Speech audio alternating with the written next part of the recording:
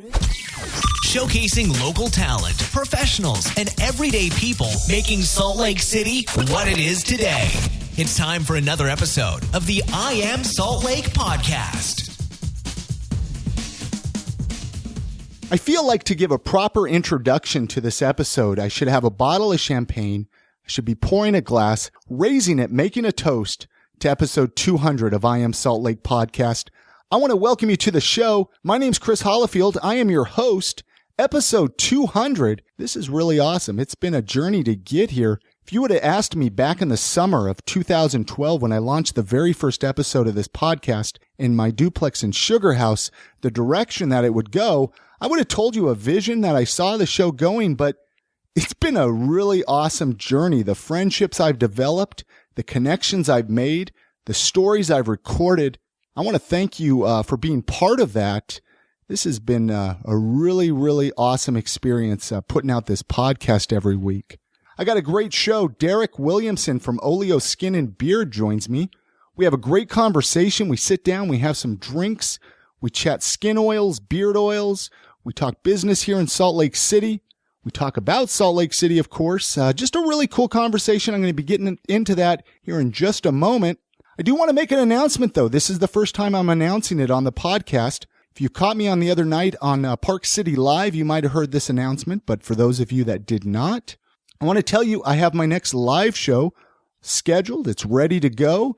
It's being planned as we speak, but it is Friday, January 22nd at Club 50 West, right at 50 West Broadway in downtown Salt Lake City. Show starts at 8 o'clock. It's only $5 to get in. We have Kat Palmer, Jay Whitaker, and Richie T. Stedman. The show is sponsored by our good friends at Slug Magazine, slugmag.com. Go give them some love and thank them for sponsoring this live show.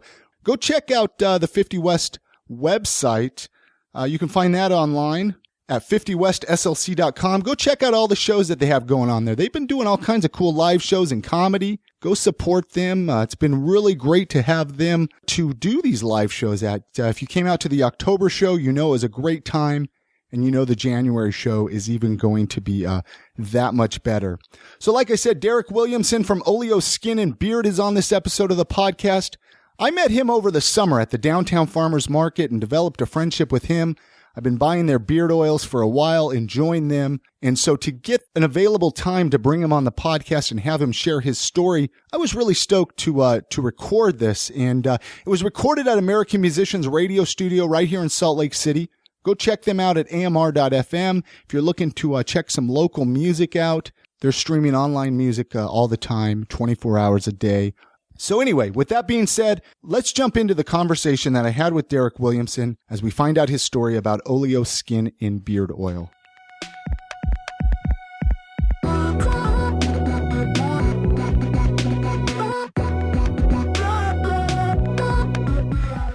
You brought some delicious beverages this evening. Let's actually talk a little bit about that before we jump in and talk about all your oils.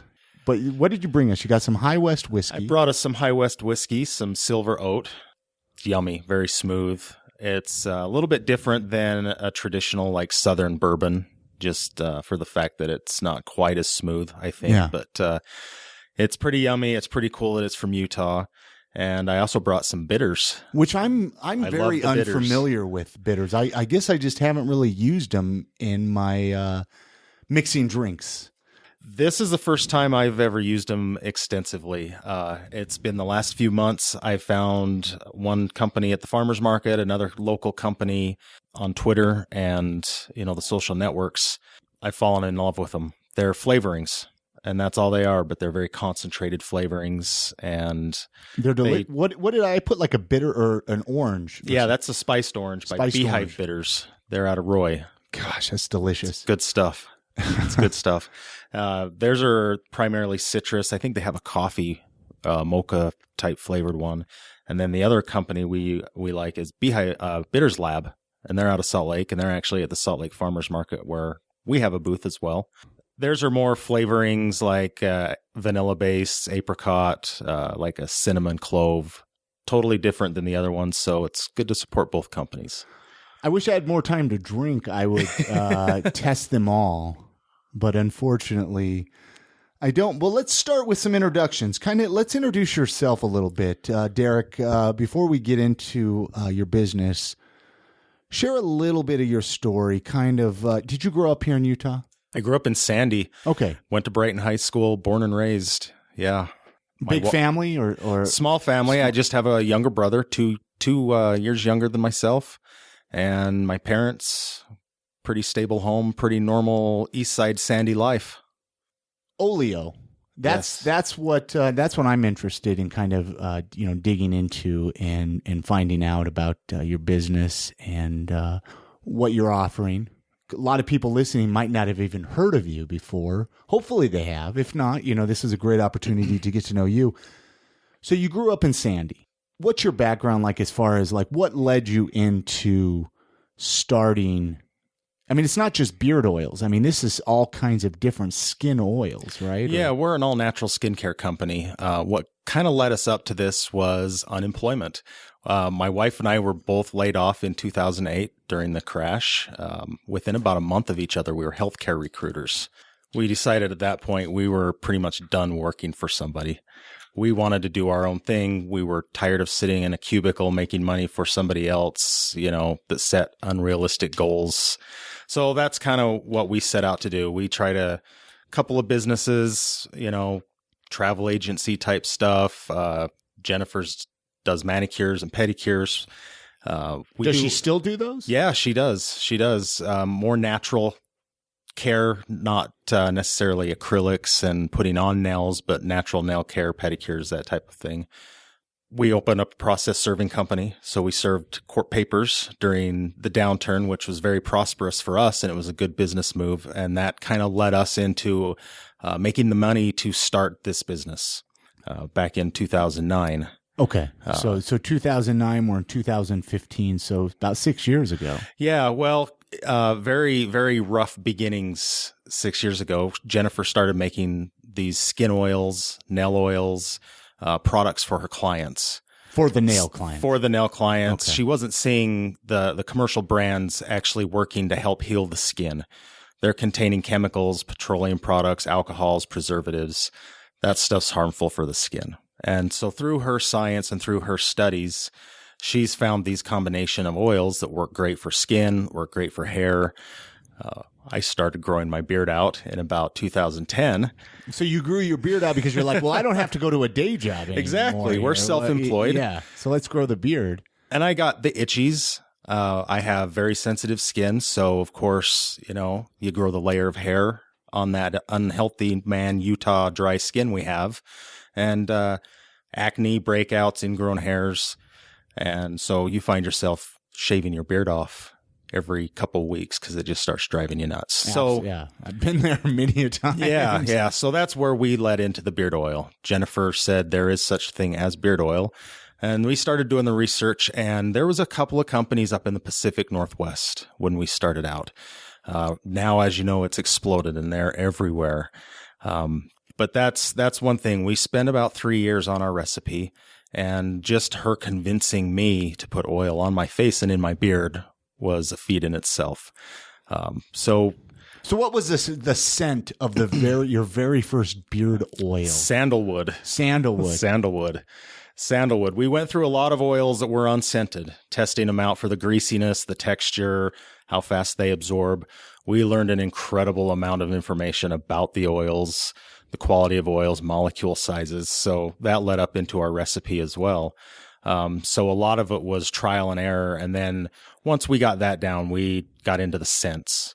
And there's a lot to choose from when you're deciding on how you want to scent a beard oil. There's natural products like essential oils. There's infusing with herbs and botanicals, or you can go into fragrance oils and artificial scents like that. And so we decided to go more into the natural since we're using plant-based oils. We like that we're vegan friendly as well. There's a lot of benefits to being an all-natural artificial chemical-free company. It kind of puts us in this niche market. I feel that there's a lot of people now finally realizing what chemicals are doing to our body. We're not necessarily go organic, but I think we need to pay attention to what's going in our body and what's being absorbed through our skin.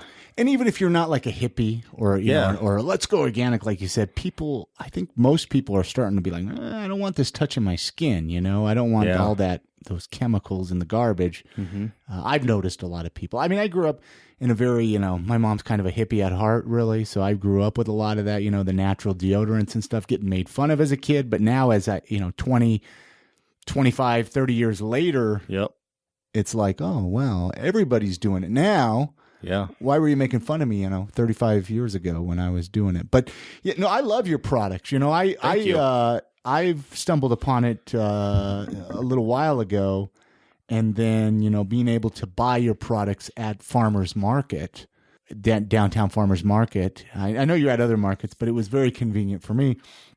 And I love it. I really do. I can't talk enough good about it, and not just because you're sitting right here either, but let's talk about all your products. Because, I mean, you have skin, beard, shaving, and then like a tattoo oil or something, right? I mean, What's cool, I'm going to start with the tattoo because I recently got a tattoo. I went over and saw CJ at Cathedral in Salt Lake. Great tattoo shop, by the way. Got a new little tattoo on my forearm, and we wanted to test our products out for ourselves. We knew they worked. We have Is this your first tattoo? No, I have another small one, but it came way before our business and our tattoo products ever came into it. So we decided we better, you know, do what we preach, right? Sure.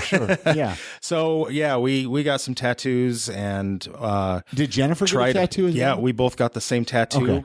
Different font on our. It's just some simple lettering, and you know, nothing too fancy or colorful like I see on your sleeves as well. But the cool thing is, our tattoo products are great for the brand new tattoo and the existing tattoo. We have a tattoo oil and a tattoo balm. The tattoo oil is for your daily keep up. It's a deep skin moisturizer. It's going to keep your colors bright, vivid, keep your lines defined, and just keep your skin healthy. You have healthy skin, you're going to have a healthy tattoo, less touch-ups in the future. And then we have a tattoo balm. So when you get your brand new tattoo, and always follow the artist's instructions, whether it's a gauze pad, plastic wrap, some of them don't even use anything now. But as soon as that comes off and you're left up to your own devices, instead of reaching, you know, for what's on the shelf at Walmart, we have a natural tattoo balm, and using that 3-4 times a day, we're seeing tattoos heal over time about a third faster. And we're missing a lot of the itchy stage, which is the coolest part. And as you know, that can drive you nuts. Have you been able to get any like tattoo artists to use these oils yet, or not quite yet? Tattoo artists, we've found they will recommend stuff, but they don't carry a lot of stuff because there comes a liability. A lot of people have skin conditions. It is an open wound essentially. So they'll recommend, but they don't really carry a lot of stuff. We thought we'd go around to these shops and be really cool with this local product, but yeah, it doesn't really work that way, we found out. So it's a lot of word of mouth at this point. Farmers market's huge. I call myself a carnival barker. Every guy with a beard, every person with a tattoo walking by, I'm calling them in to show them our products. So from the tattoo balm and the tattoo oil, what? Let's talk about some of your other products. We do skin oil. Which is what's a skin oil? It's a lotion replacement. Okay. You know, and why would you use a skin oil? You're going to use it again. No alcohols to dry your skin out. When you use a lotion, you can run your nails down your skin, and 2 hours later, and you're chalky. Our product won't do that. There's no alcohol. I should try. I get horrible dry skin here in Utah. I'm like an alligator. Yeah, it's bad. It's bad here. And that's kind of where our company came from. My wife's from the East Coast. Where's she from? She grew up in Michigan and New York. Okay. Right in Queens and right on Lake Michigan in the Detroit area. So, and bounced back and forth a couple of times. And that humidity out there, your skin just is nice and you know, it's nice. And then you come here and it's dry. So anyways, the skin oil. Yeah, the skin oil. And that was our first product. Our first product was our skin oil to help her clients with their dry skin, their dry feet.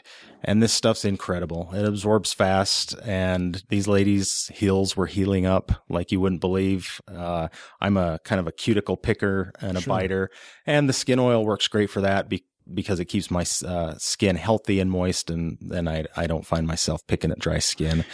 Does that come in other scents? Yeah, we scent with essential oils. All of our products on our website have anywhere 12 to 15 different scents you can get them in. Okay. Yeah. And what other product? Are we missing? We do some salt scrubs. We use some unprocessed Hawaiian sea salt, local bentonite clay that's mined here in Utah. And we blend that with some oils. That is a nice cleanser. It kills the bacteria on your skin. I even clean my beard with it. I love it. It's the softest beard in the world after you salt scrub your beard. It gets the skin good and exfoliated underneath. And then it moisturizes with a blend of oils that we use. And you wash it off. And then we've got a really cool coffee scrub. Our coffee scrub, we use a local coffee roaster, Cup and Cardigan, out of Draper. We use their really high quality beans and their grounds from their cold brew coffee process. And that's what we make our coffee scrub out of. So that's kind of our cool little local thing with our coffee scrub. And then the beard oils, but you also make like a beard balm. We do a beard balm, which is just your daily which fuzzy I've tamer. used. It's great as well. Thank you. It's your daily fuzzy tamer. You have your fuzzies throughout the day. You scrape out a pea size. It's kind of a beeswax based product. You warm it up in your hands and you just flatten out your beard, and it keeps your mustache from tickling your nose hairs. It's kind of like bad dental work there, but it's great for that. And then we do a mustache wax. Oh, so you do a mustache wax? Yeah, we do. It's not really a hard curling wax for the old guys that do the big curls. I remember talking to you about that now. Yeah. It's more of a forming wax. Keep it out of your mouth. Your mustache, you're growing it down the sides. Mine, I keep it short. I don't have the patience. Well, for and even that though, I've had it quite long, and then I trim it up, and then I'm always like, gosh, I should grow it out. Yeah. And twirl it up and do something fancy. I don't know. I just feel silly when I do that for some reason. I don't know. Maybe I'm not a proper of enough gentleman, I guess. It's pretty cool. It's pretty cool. Have you? So you've done that then? No, absolutely not. How long have you had your beard? I've had my beard continuously now for about 2 years. But you usually keep it pretty tight and trimmed up, right? Have you ever gotten much length? I've never gotten as long as you. That's pretty manly. Pretty manly. I keep what my style more of a corporate beard, maybe a little bit longer than a corporate beard. It sells products to the ladies who are buying for their grandsons that aren't maybe so fond of the beard, but hey, if they can get it to look nice and trimmed up, then and maybe our products can help. I like to recommend barbers. That's usually the first step, is some nice grooming for your beard to make it look good. Well, let's talk about beards. I mean, because beards are like my favorite subject, obviously. Right. And people listening, it's like especially if you follow me on like Facebook or something like that, I love a good beard article, or beards are very trendy right now. I mean, do you feel like that's a good thing or a bad thing? I mean, obviously it's a good thing for your business. Do you think it'll ever not be so trendy? Yeah, but I think it's going to be 10 years out. I think they're going to be around for a while. You look at pictures of my dad, back in the 70s in the Navy during Vietnam. All those guys had beards. All those guys had, big sideburns. And we just go through these phases in time. So beards, I think definitely it's a fad.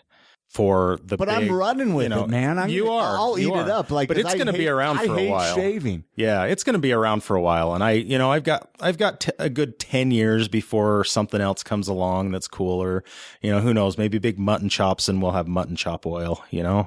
Well, I mean, in all reality, though, anytime you have facial hair, you're going to use an oil or your mustache wax, right? Or anything, because your face, and the great thing about like your beard oil, I'm looking at you brought some wassail, and this is just a seasonal scent. It's the spiced orange, but like on the bottle it says beard and face oil. So like when I rub it on my beard, I'll even put it on some of my other exposed areas of skin, so it doesn't dry out. So it's multi-purpose. It is. I moisturize from the neck up with mine. Really? So that's even my bald head. That's a good idea. Yeah. So for baldies out there, right? Yeah, I use about a quarter size, and that's what we find too with guys that are using beard oil. They buy it off of the internet. I got too much hair on my face. Yeah, you're going to use a lot more than I do, even with my bald head. But a lot of guys try to use too much. Too much beard oil? Too much beard oil. They're not happy with the product. The product sits on their counter and they never touch it again. So, okay, people listening, and even for my own knowledge, how do you know if you've used too much? You'll feel it. Your skin and your hair hit a point where it's going to stop absorbing. it's full. Your pores are full, your skin's hydrated, and it just can't take anymore. And it's just like drinking water. You can only drink so much. Your skin can only take so much. Sure. So the first couple of days of using a beard oil or any type of a natural product like this, where you don't have alcohol to immediately evaporate what's left on the outside of your body, it takes a little bit of getting used to, but that's where our research and where our recipes have come in for the fast absorption and our blend of oils and the level of oils that we use and the quality of oils that we use. Because it's tough. I mean, I'll go to apply it, and you never know, gosh, am I applying too much or too little? I don't know. I still am trying to figure it out. Yeah. And some days, if you know it, maybe your beard doesn't need as much. Some days that's very true. Some days it's not going to take as much. There are days where, 20 minutes later, there will be a little bit on my forehead, and I'll just rub it in. It doesn't hurt anything, but yeah, I was hydrated obviously, so it didn't take quite as much. Maybe I used a little more and got a little overzealous with it. And I think it depends on what your job is too.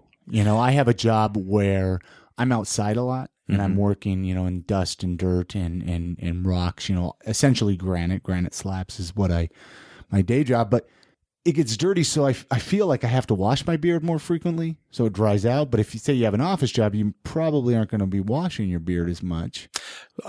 That's true, and you want to use the beard oil anytime right after your shower. If you shower twice a day, use it twice a day. If you shower once a day, use it once a day. That's when you're using the detergents and the soaps to get that layer of oil off of your face. You need to replace it with something good and clean, and that's where our product comes in. And incidentally, we're coming out with a beard wash here soon, which is pretty exciting. Which I'm going to eat up, because right now I get a beard soap, but I have to order it because I have not found a local company that has a beard wash. It's going to be a natural Castile soap-based beard wash. I'm not sure on scents, so if any of your listeners have any suggestions, tell them to look us up on Instagram or Probably Facebook. Same scent you do with the beard oils. I would imagine would be good. Yeah, can I test some out? Absolutely. When we have it ready, we're probably 2 weeks out. Okay. Pretty excited. We're going to have a stimulator beard treatment that we can sell to some of our barbers, and then their clients can take about 4 more treatments home with them. It's really heavy on a lot of the really good tingly essential oils, helps stimulate the follicles, soften up the beard. It's awesome stuff. I'm really excited for that to come out as well. Awesome. And we'll mention, what's the website? Let's go ahead and mention it now. What's your website address? Our website is olioskin.com. It's Olio is Italian for oil, OLIO. We're based just here in Utah, so we also have completely free shipping on our website, and we get it out fast for you. I'm glad you mentioned the name, because I was actually meant to ask you that, the meaning behind Olio. Yeah, we were looking for something catchy, and that kind of came into it. We were looking for translations for oil, what we were using, what our products were, and we felt it's short, it's catchy. It's good to cross gender, for women and for men. Sure. We can Olio beard, Olio skin. It just kind of rolls off the tongue. We thought it sounded nice. Let's talk in a bit bigger sense here, business-wise. Because I get a lot of people that listen to the podcast that, entrepreneur types or, people maybe looking to start a business. What is something or 1 or 2 things that you know now that you wished you would have known in the beginning when you started your own business? Not holding back, I think, was the big thing. Wondering if people are going to like our products, starting out slow. There is something to be said for starting out slow and being methodical about things. But when you're out and you have an exciting product that's ready to go, maybe starting out a little faster pace than what we did, growing it a little bit faster. But we feel that we grew a pretty organic business. We didn't borrow money from anybody. We don't owe anything to anybody. We started out at the farmers markets. It's been a great place to grow a business from absolutely nothing into something that's pretty cool, that we get to come on a cool podcast like this. There you go. Now, so you don't have a brick and mortar store then, right? We don't. We distribute to barbershops, to some local stores. We're getting into some bigger stores, working on our process. There's a couple of websites that we're working on some private branding negotiations with right now. That's pretty exciting. We're willing to do anything for these local companies that just have a need. And that's kind of one thing we found a little niche in is private labeling for barbershops, for websites, for stores, salons. It's pretty cool. They can have their own beard oil on the shelf of their store, right? Would you ever have like your own store? Is that like a dream ever? Yeah, I think someday that's one thing we would like to do. There, I feel, is a need for especially men-friendly salons and skincare. People don't want to go to a traditional esthetician and get a chemical pill anymore. Sure. People want to go get a natural facial. I'm not overly educated on the subject, but I don't believe there is a Utah license for a natural end of our business versus a commercial sponsor-based corporate entity that, where you're forced to do the chemical processes and that type of thing, that we're not really interested in that type of business. So I think eventually we would like to have a spa salon where guys and ladies can come in, feel comfortable, can get their natural treatments. We're not quite there yet, but that's kind of our dream, I think. What's the best? I mean, I guess you've kind of already touched on it. What would you say the best part about running your own business is? I think I would say the people we've gotten to know. Just the amazing small businesses that we've become friends with, that we've gotten to know, that we've had the pleasure to see grow way bigger than we are, that have had huge success. We've seen some that haven't had great success, but you learn a lot about everything. We've got barbecue buddies. We've got people who make bitters for cocktails. It's amazing the food people and what they go through to put out a product. Do you get a little jealous when you see others succeed, though? I mean, sometimes you're like, gosh, why can't that be me? Oh, yeah. You know what I mean? Yeah, but you're just like, gosh, there are people in the exact same spot we are, especially with food products at the farmers market, that they found distributors, that some of them found national distributors already. And it's a huge amount of work to do that. I feel proud of what we've accomplished. We've accomplished a lot in a few years, I feel. And we're very happy. We're not people who are looking to become overly crazy rich and sell out to Gillette. We love the farmers market crowd. We love what we're doing and how we're doing it, and the people we get to know. The paycheck isn't what it was when we were recruiting healthcare workers, but you know what? We're so much happier. Now, do you have employees, or is it just the two of you? It's the two of us right now. Yeah. Yeah, it's it. And you're making this just out of your home? We make it out of our home. When we get big orders, we have access to commercial kitchens. We send our bottles and our packaging through a sterilization process. We source everything ourselves. We blend everything ourselves. We bottle everything ourselves. We've designed our own labels. We're at a kind of a crossroads in our business now, where if we need to go into a larger store, we need barcodes. So we're actually having a label redesign done on all of our products. That's going to have a nice vinyl label versus the paper label we're using right now. But you start somewhere, and that's where we started. It served us well for several years, and we're growing and we're moving up, and we're doing it on our own. We're not doing it with a bank. We're not doing it with investors, and that's the greatest part of it. What has there been one thing, or what's been like a satisfying moment with running your own business? Do you have any a couple stories or situations or time periods? I don't know. Has there been this time of year? The Christmas buying season is huge for us. Sure. We do a lot of gift sets, a lot of holiday markets, a lot of boutiques, and last year Jennifer and I were just hanging out Christmas night, and one of us said, do you realize how many people opened up a beard oil set or a skincare set or something that says Olio, something that we handmade for somebody, and people were opening up that as a gift and thought that was awesome to get a beard oil and a beard brush on Christmas morning. I would be ecstatic. That was satisfying. That was so satisfying. That was very exciting to think about. And I keep that in mind every time we're bottling, every time I'm putting a label on. This is a gift for somebody. This is sitting on somebody's counter that they see every day. So there's pride that goes into that. And we did it. We did it on our own, and it's really cool.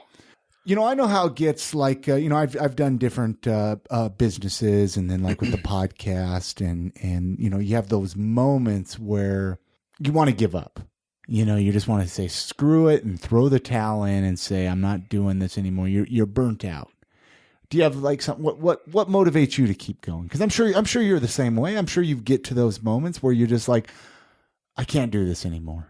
What motivates me, going back to not working for somebody, not waiting for that 5 o'clock to roll around, not staring at those padded cubicle walls, or Sure. That's what keeps me motivated. It's tough. It's tough. What's a weekend when you do farmers markets? You're selling on the weekends. You're making product and distributing your product to other places during the week. We go on a Tuesday morning hike. That's our weekend. And yeah, I wouldn't change a thing right now. It's awesome. Yeah, I mean, I've done that lifestyle. For people that have listened to the show for a while, like I was even mentioning to you with this podcast, kind of started at a farmer's market, really. With my ex-wife, with her clothing and all of that, and that's how it was. We would work hard on the weekends, and then you'd have the time to play during the week when everybody else is at work, but. And the trails are empty. Yeah. I love that during the week. Let's say, do you have any advice? Like what is something you would tell somebody that's wanting to start a business? Do it. Just do it. Just do it. It may succeed. It may fail, but do it. Because if you fail, you're going to try again. Yeah. If you fail that time, you're going to keep trying because something will catch. You just need one good idea, and you just need one thing to make you happy. And that's the other thing. Don't focus on the money. Focus on your happiness.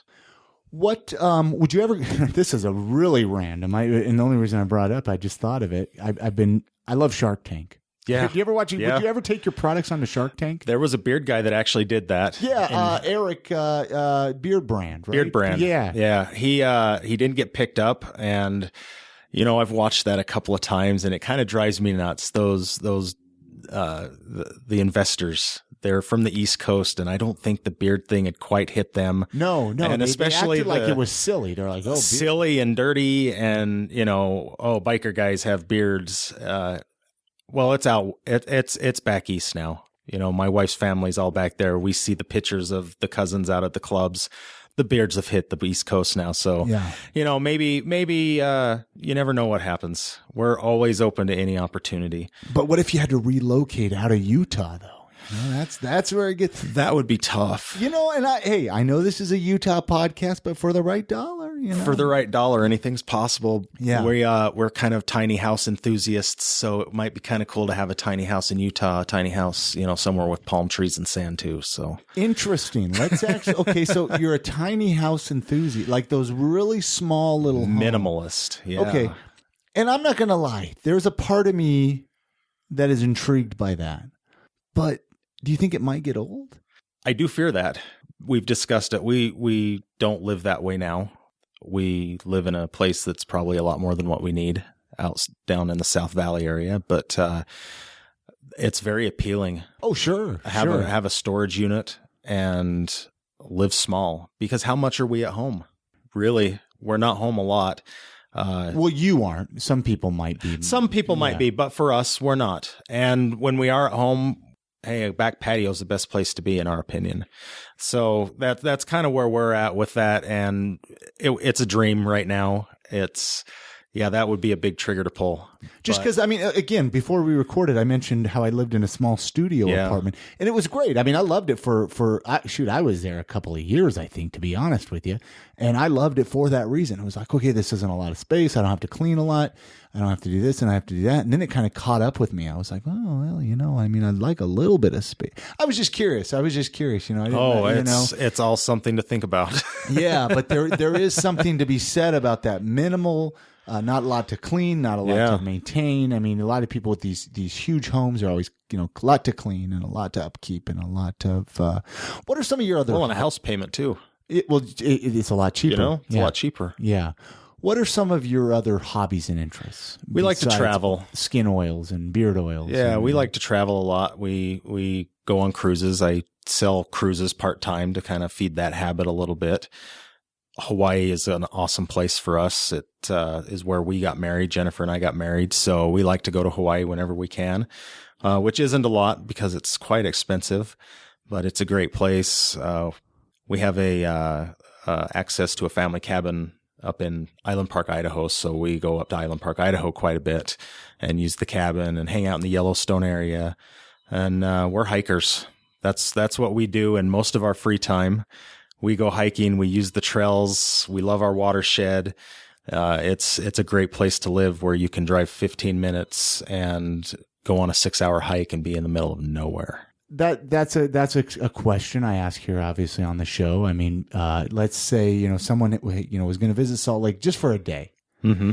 And they had, you were going to recommend, these are what you got to do. This is what you got to check out. You would be some hiking trails, right? Is that what you would? I would definitely say a small hiking trail, but downtown Salt Lake's a beautiful city. Sure. Anytime we bring somebody in from out of town, it's Temple Square, it's City Creek Mall, it's downtown. There's nowhere in this country are people so proud of where they live than Salt Lake City, in my opinion.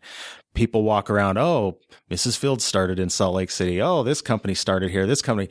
Where else do you go in this country where people will start rattling off what home bases are in their communities? And that's something that I think a lot of people here in Utah, we take people straight downtown, show off our city. People comment on how clean it is, how beautiful it is. And it's a cool scene down there. I mean, it really is for the size of the city we are and the misconception that a lot of people have about our city. It's a pretty cool city. Why do you think people, I mean, I guess I have my ideas, but why do you think people are so proud of Salt Lake or proud of Utah in general? What is it, you think? We talked about this before we started recording. Sure. And one of your other guests on this podcast had mentioned it, is what we started out as in Utah. True. We were a Spanish territory. Yeah. They were looking for somewhere to call home. It was the middle of absolute nowhere, and they built this place from nothing. And that's pretty incredible. And they were very resilient. They went through a lot. And no matter what your outlook is, religious-wise, not religious-wise, whether you have a family history that comes through that part of our state history, it's still something to be proud of when you live here. Sure. And I think, I think you hit it right on the head there personally. Yeah. Myself. Favorite, okay, so downtown, name a hike. Is there a hiking trail that you care to kind of spotlight a little? I'm not a hiker, really. I keep saying I want to get more into it, but is there anything that comes to mind or not really? We like to stick in Big Cottonwood, Little Cottonwood Canyon. Okay. It's easy to access for us, and there are trails that you could hike every day for the rest of your life and not see anything. Some simple trails, though, are Donut Falls. Everybody can go to Donut Falls. It's a very easy hike, and it's really cool to see that at the end of it. And that's a nice reward when you do something, and you're getting exercise. I'm not a small guy. I was a lot bigger, and hiking really has helped me with a lot of getting healthy and changing the way I eat and wanting to accomplish more while I'm hiking. And, honestly, that has traveled over into my personal and business life as well. It's motivation, it's feeling better, and you're accomplishing something, reaching, at the end of a hike where you've gained 3,000 feet in elevation and hiked 3 miles straight up. And that's very satisfying. Some beautiful views, and too. It's beautiful and wildlife. We've seen so many moose this year up at Lake Blanche area, just even Lake Solitude, which is a pretty easy hike. Favorite local eating spots? I asked this one. Yeah. And I mean, especially you do so many markets. I'm sure you have a huge amount of food that you could pick from, even at these markets. Any favorite ones that... It's a tough question. Do you want to impress people or do you want to just say what you really like? But, yeah, man, just say I'm not going to lie. I like a good Alberto's burrito here. Exactly. You know what I mean? Like, I'm not going to get all fancy and be like, oh, give me blue lemon, So, Bruges Waffles and Frites opened up a joint out in Draper. Okay. And we've been frequenting that for lunch and breakfasts, probably more than we should. And that place is awesome. But we also got to do Farmers Market Cocktail Crawl. What is Salt Lake City Magazine? Okay. These bars and restaurants around town were making farm to glass cocktails using ingredients from the Salt Lake Farmers Market. So we went and did one of these cocktail crawls, and one of the stops was Undercurrent. And that's a cool place. And see, I haven't been there yet. That's a cool place. The bartender, the head bartender, she came over and introduced herself and made these craft cocktails. And I, from what I understand, most of the cocktails on the menu were invented by her. I wish I knew her name. I don't know a lot about her, but we enjoyed a couple of cocktails and some absinthe, which was a brand new experience for me. That was pretty cool. There's a whole process that goes with that. And you can experience that at Undercurrent, which I think is awesome. Yeah, right on Broadway there, right on. Yeah, right on 300 South and about 200 East, I think. Yeah, right on the corner. And we had some appetizers. We didn't have an entree, but that's some place that I think we really want to go back to. It was really cool. Spitz, that's a cool place. Great falafel. Great falafel, great fries. Yeah. We like Spitz. There's so many. We go through the barbecue places. We love, we kind of do the food thing. Yeah, well, no, there is. I mean, and I've said it before. It's just a silly question I kind of started asking, and people that come on the show, they really have enjoyed bragging a little bit about some of their hole in the walls or some of their favorite places they enjoy eating. Now, here's, a different question. I don't always ask this, but I have... What would you change about Salt Lake? What would you change about the valley or the city? Is there anything you would like to see different? I'd really like to see the air cleanup during the winter. Sure. I'd really like to see that. I don't know how easy that is, obviously. I'd like to see it become a little less political. Unfortunately, how this filthy air we have in the winter could become a political object, I don't know, but it seems to every year. And the liquor laws are heading in the right direction. They are, though. Slowly, I mean, they're getting there. Growing up here in Utah, it's been a crazy ride as far as liquor laws go, and we've seen it all.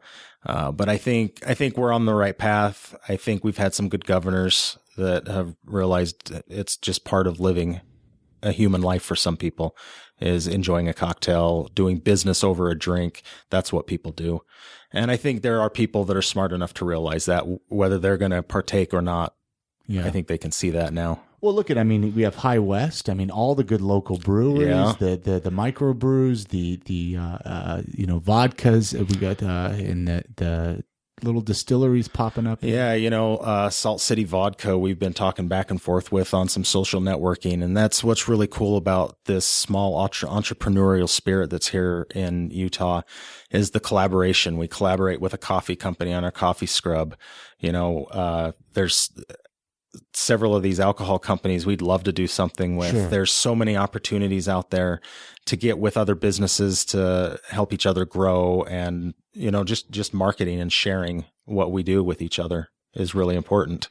You do a lot of this isn't I've never asked this question, but you do a lot of the markets, you do a lot of the events like that, the different farmers markets.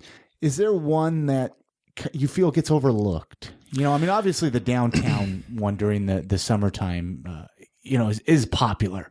So many people go there, but there's so many other ones. And I haven't even been to all of them. Is there one that you feel might? The big up and comer, and where we started and has the most special place in our hearts, is the Wasatch Front Farmers Market group that does the Sunday market at Wheeler Farm. Okay. It's growing into a very large animal. It's huge. It's awesome. There's a lot of great vendors. It's every bit as fun to go to as the downtown farmers market. It's a little bit different crowd. Since it's on a Sunday, you see a few less, the large groups, families, there, because it is on a Sunday. But people are getting out here on Sundays. People are getting out. This town is getting alive. And the people that run it, Mary Ann.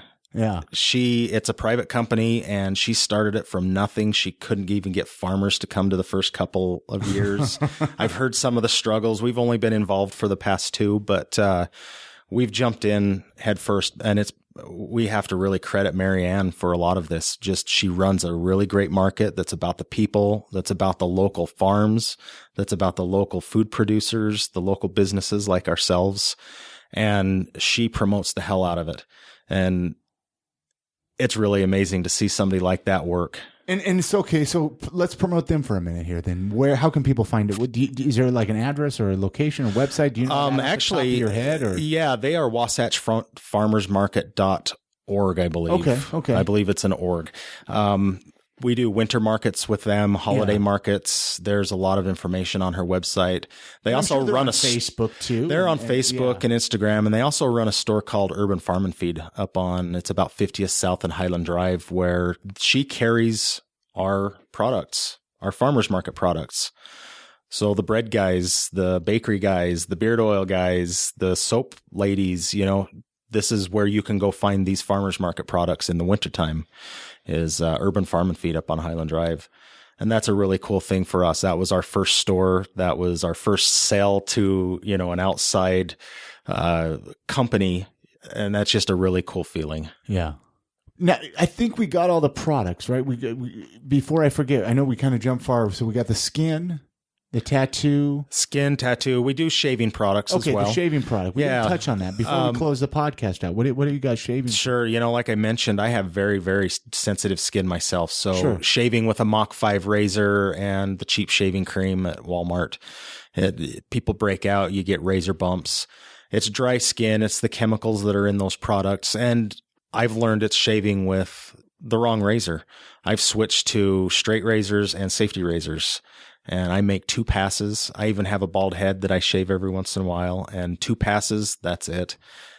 We make a natural shaving product that puts down a really nice protective layer between the skin and the razor, so you can avoid those razor burns and those bumps. We do a cream for the guys with the bald heads that are shaving their bald heads, and then we do a nice shaving soap for just the rest of the face. It's really nice. Whips up into a nice lather with a brush. We sell all the accessories, the brushes, the razors, all that fun stuff on our website. Which let's go down the list for people to get in touch with you. The website again is olioskin.com. Okay. And you can also find us Olio Skin on Facebook, Olio Skin Beard on Instagram. We do a lot with Instagram. That's a really great place to showcase. It's a lovely app. Yeah. It's very functional. It's very, visual. And that's, I think, what people like. We're seeing a lot more traffic come from Instagram than even Twitter and Facebook at this point in our business, which is really cool. And I think that, back to people listening with businesses, I think that's the secret too, is to find out, one person might succeed on Twitter, one person might succeed on Facebook, and find out what works for you. And it's just being active. Sure. We're not always promoting our business. And if you check out our Instagram, I do farmers market finds every week, and I set out all the stuff that I find, from the hummus that we buy, from the bitters that I buy, from the squash that we buy. We take pictures of it and we tag our friends that are running those businesses, and we promote each other. And it's this huge network of people that we just go back and forth and promote each other. It's free, it's cheap, and it's a lot of fun. Yeah. How local places? Is there any local places you want to promote that carry your product, or is it best just to go to the website to find them? We are in a couple local places. My barber, he carries our full line of stuff. I go to a guy out in Daybreak named Dave from Dave's Barbershop.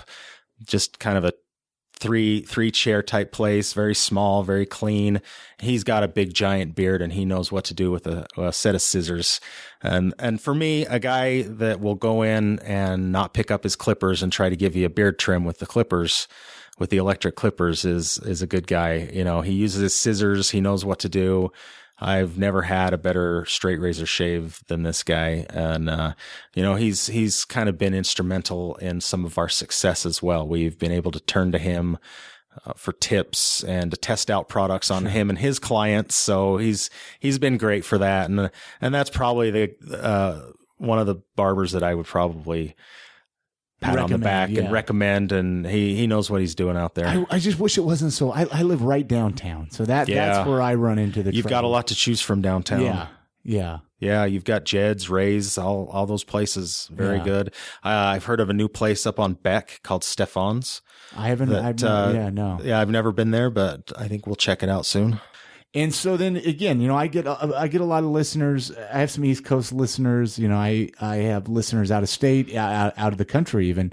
They can just go right to your website. Yeah. Anybody in the U.S., we ship for free to them. We typically get it out same day, and it's a fresh bottle of whatever you're ordering. It's not been sitting on a shelf for a long time somewhere. And I can't urge you. I mean, especially guys that are listening with beards, you need to try this beard oil. And I'm not just saying that. I mean, I use it as well. It's great stuff. Well, thank you. Yeah. I appreciate that. Absolutely.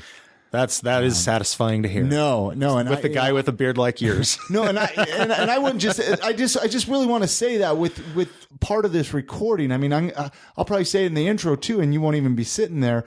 It's great beard oil. Thank you. I mean, the scent stay. You could still smell it on your beard. I mean, I've tried beard oils where the scent kind of dissipates, and you can't really smell it after a while. And I love this. You just kind of push that mustache up a little bit. Okay, I still smell the sandalwood on me. What is your beard routine? What do you do with your beard? Listen to the live show. I've got to ask. I know, but this is a beard show here. No, listen to the live show. I'm not going to go, wash it and beard oil it and occasionally I'll put some beard balms in there. And it is funny. The longer it is getting, the more pain in the butt it is, and it's like, gosh, I need to, but I do enjoy it. I do wash it pretty much daily with my job, but I use it, like I said, I use a beard soap that I get from a company out in Pennsylvania. But the rest of it, I put your beard oil in after I get out of the shower. And occasionally I'll get the beard balms and stuff. I still need to figure that out. The beard. Yeah, that's one tip I would definitely say. We have had some people come back that work in foundries that work with metals and woods, and if they're using the beard balm throughout the day, since it's a beeswax product, things tend to stick in there. So I'd probably avoid that through the day if you're doing one of those dusty professions. Yeah. But the beard oil, it's in. It shouldn't have any issues through the day for you. Yeah, no, and I got a guy I work with that I'm trying to sell him on this. I don't know what he uses, but I was like, gosh, you got to try the Olio.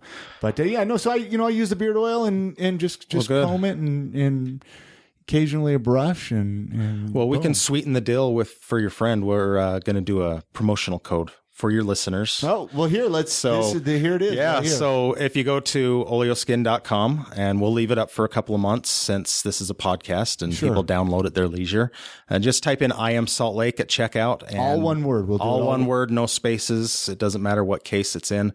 I am Salt Lake, and we'll get you 25% off of your purchase. God. And with free shipping, that's a deal. Yeah. Well, we're not going to make you go broke here, are we? Not at all. So go to the website. And again, I'll put those on the show notes at iamsaltlake.com.